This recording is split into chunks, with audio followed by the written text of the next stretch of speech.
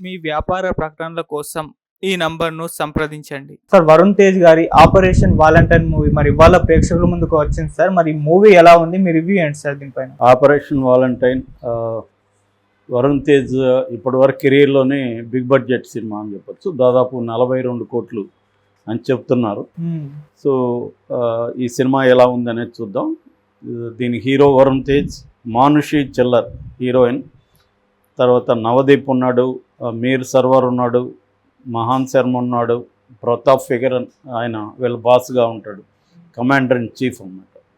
So వీళ్ళు casting. ఇక direction వచ్చేసరికి శక్తి ప్రతాప్ సింగ్ హుడా, తర్వాత సోనీ పిక్చర్స్ ప్రొడ్యూసరు, మిక్కీ జే మేయర్ మ్యూజిక్, తర్వాత హరికే వేదాంతం కెమెరా, సాయి మాధవ్ బొర్రా మాటలు. ఇక సినిమా బేసిక్గా ఆల్రెడీ జనాలకి ట్రైలర్ చూస్తేనే తెలుస్తుంది. ఇది బేసిక్గా పుల్వామా దాడి బేస్ చేసుకొని తీసిన సినిమా. మనకి 2019 ఫిబ్రవరి 14లో పుల్వామా దాడి జరిగింది. సో దానికి అంటే కాశ్మీర్లో మన భూభాగం మీద పాకిస్తానీ వాళ్ళు దాడి చేశారు. సో అందులో 40 మంది సైనికులు చనిపోయారు, భారతీయ సైనికులు. అంటే మన భారతీయ సైనిక స్థావరం మీద ఇది దాడి జరిగింది, వీళ్ళు చనిపోయారు. చనిపోయిన తర్వాత దానికి ప్రతీకారంగా ఇండియన్ ఆర్మీ ఏం చేసిందంటే పాకిస్తాన్ భూభాగంలో ఉన్న ఈ తీవ్రవాదుల క్యాంప్స్ మీద సర్జికల్ స్ట్రైక్స్ అంటారు. సర్జికల్ స్ట్రైక్ అంటే కరెక్ట్గా టార్గెట్ను మాత్రమే కొట్టాలి, దానికి చుట్టుపక్కల ఉన్న సివిలియన్ దీని మీద ఎక్కడ ఏమి ఇబ్బంది కలగకూడదు. అటువంటి సర్జికల్ స్ట్రైక్స్ని ముఖ్యంగా బాల్కోట్ సర్జికల్ స్ట్రైక్ అంటారు. అది జరిగింది. అది సక్సెస్ఫుల్గా కొట్టి మళ్ళీ వెనక్కి రాగలిగారు అనమాట. ఫస్ట్ టైము మనకు మామూలుగా మిలిటరీ అంటేనే ఆర్మీనే గుర్తొస్తుంది. అంటే కింద నుంచి కావలరీ అని కూడా అంటారు వాళ్ళు, కింద నుంచి ఫైట్ చేసే సైనికులు మాత్రమే మనకు గుర్తొస్తారు. కానీ నేవీ, ఎయిర్ ఫోర్స్ అనేది పెద్దగా వాటి మీద దృష్టి తక్కువ ఉంటుంది. అయితే ఈ బాల్కోట్ ఎయిర్ స్ట్రైక్ తర్వాత మన ఎయిర్ ఫోర్స్ మీద కూడా విపరీతంగా చర్చలు నడిచాయి, మన ఎయిర్ ఫోర్స్ ఎంత స్ట్రాంగ్గా ఉంటుందని. సో ఆ పాయింట్ తీసుకొని ఆల్రెడీ విక్కీ కౌశల్ ఉరి తీశారు. రీసెంట్గా మన ఫైటర్ వచ్చింది. ఇప్పుడు తెలుగులో ఈ వరుణ్ తేజ్తో ఈ ఆపరేషన్ వాలంటైన్ వచ్చింది. ఈ సంఘటన బేస్ చేసుకొని సినిమా ఉంటుంది. అయితే సినిమాగా చూసుకున్నప్పుడు దీంట్లో ఏంటంటే ఆపరేషన్ వజ్రాతో స్టార్ట్ అవుతుంది. ఆపరేషన్ వజ్ర అంటే అంటే ఎనిమి రాడార్కి చిక్కకుండా మనం ఎలా వెళ్ళాలి అనేది ఒక టెస్ట్ చేస్తారన్నమాట, ఎక్స్పెరిమెంట్. అంటే నేల నుంచి 20 మీటర్ల ఎత్తులో కానీ వెళ్తే రాడార్ని అవాయిడ్ చేయొచ్చు అనేది వాళ్ళ ప్లాన్ అన్నమాట. సో ఆ ప్రయోగంలో ఒక ప్రమాదం జరుగుతుంది. ఆ ప్రమాదం ఏందనే సినిమాలో చూడాలి. దానివల్ల ఇతనికి ఇబ్బందులు ఎదుర్కొతాయి, హీరోకి వరుణ్ తేజ్కి. ఇతనైతే సక్సెస్ఫుల్గా బయటకు వస్తాడు, కానీ ఒక మేజర్ ప్రమాదం కూడా అక్కడ జరుగుతుంది. సో ఈ క్రమంలో ఏమవుతుందంటే ఈ లోపల పుల్వామా మీద అటాక్ జరగడం, ఆ అటాక్ని తను ఎలా వెళ్ళాడు, తను దాన్ని ఎట్లా డీల్ చేశాడు, తనని నియమిస్తారు. ఈ క్రమంలో అతనికి హీరోయిన్ మానుషి చిల్లర్ ఏమో ఆమె కూడా కమాండర్గా ఉంటుంది, కానీ వింగ్ కమాండర్ అంటారు వెళ్ళి. ఇతను కూడా వింగ్ కమాండర్. ఇతని పేరు రుద్ర అనమాట, అర్జున్ రుద్ర అని పిలుస్తుంటారు. సో ఈ రుద్ర ఎలా చేశాడు, ఈ అమ్మాయికి ఇతనికి మధ్య లవ్ ఎలా ఉంటుంది, దాని తర్వాత ఈమె రాడార్ పనిచేస్తుంటుంది, అంటే గైడ్ చేస్తూ ఉంటుంది ఇతన్ని. సో ఇతన్ని ఒక నేచర్ ఏంటంటే కమ్ వాట్ మే అనే నేచరు, అంటే ఏదైనా రాని చూసుకుందాం అనే నేచర్లో ఉంటుంది. దానివల్ల ఒక్కొక్కసారి ఇబ్బందులు కూడా ఎదురవుతుంటాయి, ఒక దుందుడుకు నేచరు. బట్ దానివల్ల అడ్వాంటేజెస్ కూడా ఉంటాయి. ఇలాంటి వాళ్ళని కంట్రోల్ చేయడం వాళ్ళ కమాండర్ ఇన్ చీఫ్కి కూడా కష్టమవుతుంది. అతనేమో ప్రతిదాన్ని ఆగండి అన్నట్టుగా ఉంటుంది, వారిస్తూ ఉంటాడు. ఇతనేమో దూకుడుగా ఉంటాడు. అలాంటి ఒక కాంట్రాస్ట్ ఉంటుంది. సో ఈ అమ్మాయికి ఇతని పట్ల ప్రేమ ఉంటుంది, కానీ కమాండింగ్ ఇక్కడ రాడార్లో చేయాల్సి ఉంటుంది. సో అంటే ఒక దేశభక్తి చుట్టూ నడిచిన బేసిక్ సినిమా. తెలుగులో మొట్టమొదటి ఎయిర్ ఫోర్స్ సినిమా కూడా ఇదే అని చెప్పుకోవచ్చు. అంటే మనకు వరుణ్ తేజ్ అనేక ప్రయోగాలు చేస్తుంటాడు, కానీ సక్సెస్ఫుల్ కాలేదు. బట్ దీంట్లో కూడా ఒక ప్రయోగమే అని చెప్పాలి. తెలుగులో ఎయిర్ ఫోర్స్ మీద మనకి హాలీవుడ్లో టాప్ గన్, ఫైటరు అలాంటి సినిమాలు చాలా వచ్చాయి. ముఖ్యంగా వార్ బ్యాక్డ్రాప్లో, యూరోపియన్ వార్ బ్యాక్డ్రాప్లో కూడా చాలా సినిమాలు వచ్చాయి.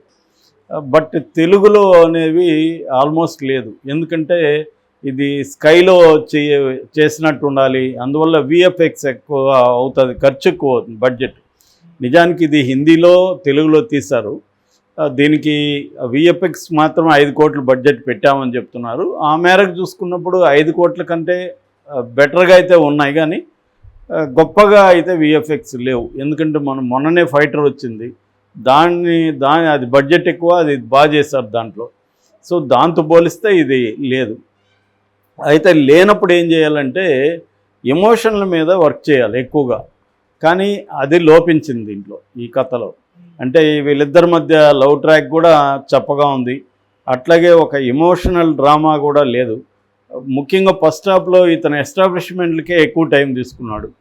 అది తగ్గించుండాలి. అంటే దీని ఏంటంటే ఒక సీరియస్ కథగా చెప్పుంటే ఇన్వాల్వ్ అయ్యేదానికి స్కోప్ ఉంటుంది.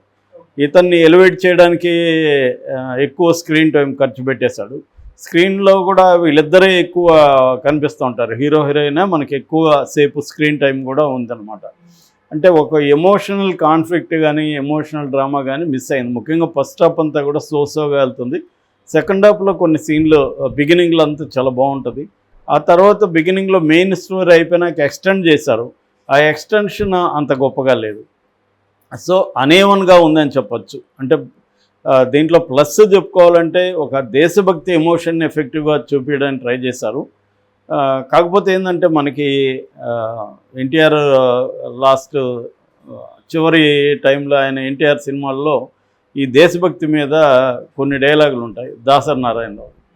అంటే నేను అక్కడ చంపినప్పుడు సర్దార్ పాపరాయుడు అనుకుంటా కోర్టులో, అక్కడ 100 మందిని చంపితేమో నాకు శౌర్య వీరచక్ర ఇచ్చారు, ఇప్పుడు ఇక్కడ చంపితేమో ఉరిశిక్ష అంటున్నారని అడిగితే అది శత్రువులు అంటే ఎవరికి శత్రువులు? మనకి వాళ్ళు శత్రువులు అయితే వాళ్ళకి మనం శత్రువులు కదా, మనం అది దేశభక్తి అయితే వాళ్ళకి అది దేశభక్తి కదా అనే డైలాగులు ఉంటాయి. ఇది కూడా అంతే. ఇప్పుడు పాకిస్తాన్ సైనికుడు కూడా ఫుడ్ కోసం చేరుతాడు, మన సైనికుడు కూడా ఫుడ్ కోసమే చేరుతారు. సో కాకపోతే ఏంటంటే వీళ్ళకి దేశభక్తి అనే పేరుతో మనం వీళ్ళని సపోర్ట్ చేస్తాం. సో ఆ కైండ్ ఆఫ్ దేశభక్తి దీంట్లో కూడా ఉంది. పాకిస్తాన్ వాళ్ళ విలన్లుగా మన వాళ్ళని హీరోలుగా చూపించే కైండ్ ఆఫ్ దేశభక్తి ఉంది, కానీ అది ఎమోషనల్గా అంత ఎఫెక్టివ్గా అయితే రాలేదు. ఇక యాక్టింగ్ పరంగా వరుణ్ తేజ్ బ్రహ్మాండంగా సరిపోయాడు ఆ క్యారెక్టర్కి. అతను హైట్ కానీ అతని లుక్స్ కానీ అన్నీ బాగా జాగ్రత్తలు తీసుకున్నారు. అంటే ఒక ఫైటరు, ఒక దుందుడు స్వభావం ఉన్న ఆ క్యారెక్టర్ అది పర్ఫెక్ట్గా సూట్ అయ్యాడు. మూడో చెప్పుకోవాల్సిన విజువల్స్ చాలా బాగున్నాయి. ఆ విజువల్ ఎఫెక్ట్ కానీ విజువల్ లుక్ కానీ ఆ యాంగిల్స్ కానీ డైనమిక్ కటింగ్ కానీ అవన్నీ బాగా వచ్చాయి. అట్లాగే సెకండ్ హాఫ్ కూడా దీంట్లో చెప్పుకోదగిన ప్లస్ అని చెప్పుకోవచ్చు. ఇక మైనస్ల విషయానికి వస్తే బేసిక్గా కథనమే మైనస్ అని చెప్పుకోవచ్చు. స్క్రీన్ ప్లే అంటే ఇంట్రెస్టింగ్గా తీసుకెళ్ళలేదు, ఎమోషనల్ ఎఫెక్ట్ బలంగా లేదు. ఇక ఫస్ట్ హాఫ్ కూడా వీక్గా అని చెప్పాలి. ఇక మ్యూజిక్ కూడా సోగా ఉంది, కానీ దీనికి ఉండాల్సినంత టెన్స్ మ్యూజిక్ ఇంకా ఎఫెక్టివ్గా ఉండొచ్చు. కొన్ని సీన్లు కూడా ఎమోషనల్ సీన్లు, ఒక పాపను కాపాడే సీన్ ఉంది సైనికుడు, అది ఇంకా బాగా చేసి ఉండొచ్చు ఎఫెక్టివ్గా. దాంట్లో మంచి ఎమోషన్ వచ్చే స్కోప్ ఉంది, కానీ దాన్ని అంత ఎఫెక్టివ్గా ఉపయోగించుకోలేదని అనిపిస్తుంది. సో ఓవరాల్గా తీసుకుంటే ఈ సినిమా సోగా ఉంది ఒక సినిమాగా చూసినప్పుడు. అయితే దేశభక్తి బాగా బలంగా ఉన్న వాళ్ళు చూస్తే మాత్రం వాళ్ళకి నచ్చే అవకాశం ఉంది. అంటే దేశభక్తి కనెక్ట్ అయ్యే అవకాశం ఉంది, కానీ వేరే ఏ రకమైన ఎమోషన్లు సరిగా లేదు. నిజానికి వీళ్ళిద్దరి మధ్య లవ్ స్టోరీని బాగా తీసుకుండొచ్చు. అట్లాగే కామన్ పీపుల్ మామూలుగా యూరోపియన్ హాలీవుడ్ సినిమాల్లో చాలా సినిమాల్లో అంటే ప్రైవేట్ రయాన్ కానీ ఇట్లా సేవింగ్ ద ప్రైవేట్ రయాన్ ఇట్లా చాలా ఉంటాయి కదా, వాటిలో ఏం చేస్తారంటే వాళ్ళు ఈ హ్యూమన్ బీయింగ్స్ స్టోరీస్ కూడా కనెక్ట్ చేస్తారు, వాళ్ళ పర్సనల్ స్టోరీస్ కూడా కనెక్ట్ చేస్తారు. అంటే ఒక సైనికుడు తన ప్రియురాలు ఫోటో పెట్టుకొని ఉంటాడు, దాని మీద బుల్లెట్ దిగుతుంది జోబీలో. లేదా ఒక తల్లి ఫోటో పెట్టుకుంటాడు. ఇలాగా వాళ్ళ పర్సనల్ స్టోరీస్ని, ఎమోషన్స్ని కనెక్ట్ చేయడం ద్వారా వార్లో పాల్గొనే సైనికుల పరిస్థితి ఎలా ఉంటుంది, వాళ్ళ ఫ్యామిలీల పరిస్థితి ఇవన్నీ చూపిస్తారు. అందువల్ల మనకు మోర్ హ్యూమన్ కనెక్షన్ అయితే ఉంటుంది. ఇక్కడ అటువంటివి లోపించింది. బట్ ఏదేమైనా ఒకసారి అయితే చూడదగిన సినిమా. ఎందుకంటే మనకి ఇట్లాంటి సినిమా తెలుగులో రాలేదు కాబట్టి మన వాళ్ళు ఎలా చేశారు ఏందనేది చూడొచ్చు. నా రేటింగ్ 2.5 out of 5.